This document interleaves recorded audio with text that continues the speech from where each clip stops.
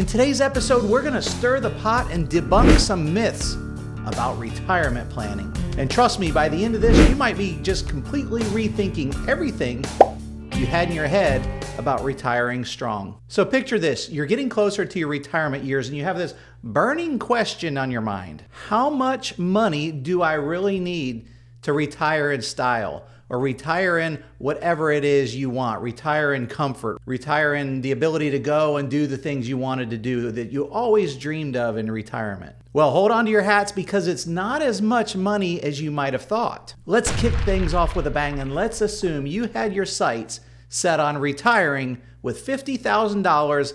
That's how much you needed each year in retirement income, $50,000. Don't fixate on the number, the $50,000. It's just an example. Whether you're shooting for the stars or keeping it humble, guys, the game plan is exactly the same. What about inflation, you might ask? Yeah, we'll tackle that beast a little while later, but for now, we're gonna keep it simple and use that $50,000 of annual needed income. Now, if you wanna know your ballpark figure, just take that $50,000 you determined you needed and multiply it by 17. That's our 17, the rule of 17. Quick math here, I'll help you out on this one. Your magic number is $850,000. 50,000 times 17 is 850K. Now the rule of 17 also assumes that you're gonna be able to earn on average 6% of annual compound interest. You'll be able to do this throughout your entire retirement. And it also throws in a strategy that helps you minimize market risk in your portfolio. It's allocating 40 to 60% of your portfolio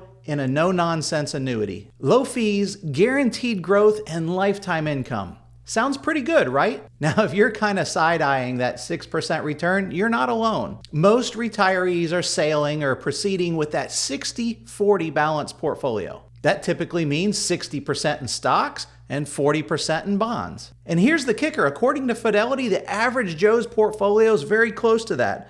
62% stocks and 38% bonds. Oh, and speaking of returns, that trusty 60-40 portfolio, well, that thing's been pumping out 7.2% average annual returns for the past 15 years. That's just the average across the board. Wait, what? That's more than the rule of 17's 6% average annual returns. But hold your horses, there's a plot twist. Hey guys, if you're finding value in this so far, please smash the like button. It helps me out a lot. Now, before we dive deeper, let's address a burning question. See, most financial rules, they enjoy sipping your portfolio's cup without ever tapping fully into the principal. In our example, we used $850,000. But unless you plan on leaving behind to your kids, charity, whatever beneficiary, you've got more breathing room than you'd think. For example, if you stashed away $850,000 at age 65, you had 6% average annual returns, and you took out $50,000 a year out of the portfolio. At age 93, you'd still have almost $924,000. Drop the returns to only 5% and you'd still have $383,000 at age 93. So if you're hell-bent on leaving the whole pot to the next generation, I think you should have a little twist in your plan from what we're talking about here today.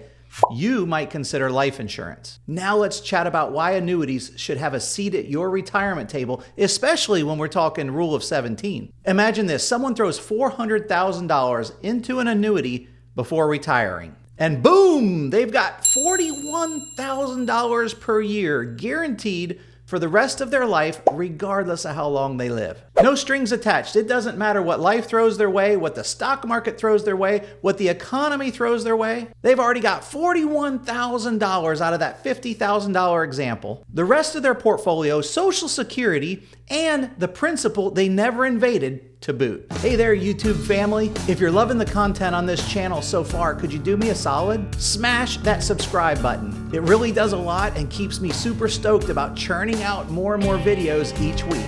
Plus, it helps us reach more people, potentially giving them some information that could change their lives. So please take a second, hit that subscribe button.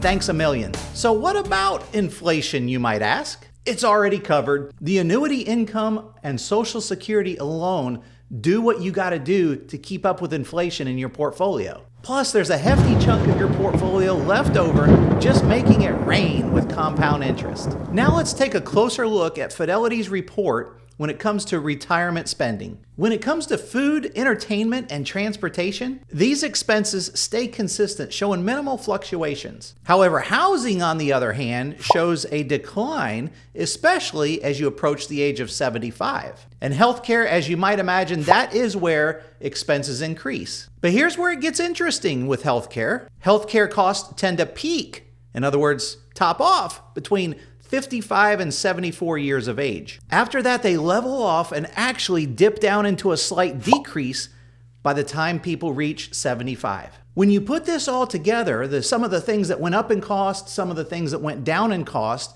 it translates into an overall 17% reduction in expenses as you progress through retirement. Guys, that's a financial win against the backdrop of inflation. But hey, remember, these averages are based on history. The future can very much be a wild card, and if you plan on being more adventurous in your retirement, you may need, and you probably do need, to tweak your strategy. In a nutshell, R17 is a good starting point, but your unique circumstances should always be the final boss in your retirement game. I definitely encourage you to use insights from this episode to always be challenging the status quo. And by the way, if you liked this episode, I definitely encourage you to watch this one right here. Thank you so much for watching or listening, and until next time, may God bless you.